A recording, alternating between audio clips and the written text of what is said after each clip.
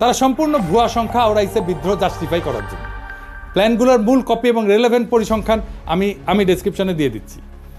দ্বিতীয় এবং পঞ্চম পঞ্চবার্ষিক পরিকল্পনায় পূর্ব বাংলা 50%-এর কম উন্নয়ন বরাদ্দ পাইছে।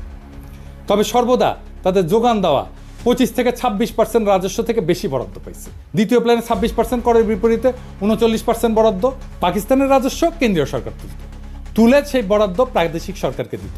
প্রাদেশিক সরকার বিভিন্ন প্রজেক্ট বাস্তবায়ন করত। প্রথম দুইটা প্ল্যানে বরাদ্দ 50%-এর কম দেওয়ার কারণ ছিল পূর্ব পাকিস্তানের প্রাদেশিক সরকারের সক্ষমতার অভাব। তারা বরাদ্দকৃত অর্থ দিয়ে সব প্রজেক্ট প্রকিউর করে কমপ্লিট করতে পারতো না। এখনও বাংলাদেশে কিন্তু এই উন্নয়ন বাজেটের অর্থ ফেরত যায়। এখনকার বাংলাদেশের এডিপি বাস্তবায়নের হার অনেক কম।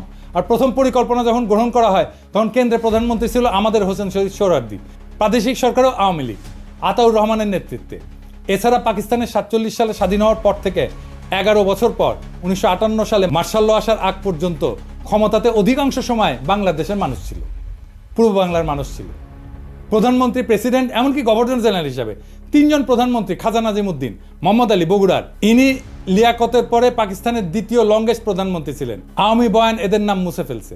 হোসেন শহীদ সোহরাওয়ার্দী 11 বছর মধ্যে সর্বমোট 5 বছর প্রধানমন্ত্রী ছিলেন। প্রথম 4 বছর ছিলেন উত্তরপ্রদেশের মুয়াজ্জিল লিয়াকত আলী খান।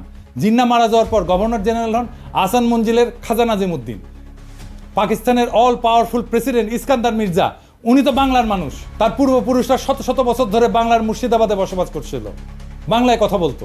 এদের নাম সময়কাল আওয়ামী লীগের বয়ানে সম্পূর্ণ মুছে ফেলা হয়েছে, যাতে তারা ষড়যন্ত্রমূলক বিদ্রোহ জাস্টিফাই করার জন্য দাবি করতে পারে পাকিস্তান বাঙালিদের কখনোই ক্ষমতায় যেতে দিবে না। এটা সম্পূর্ণ ভুয়া দাবি।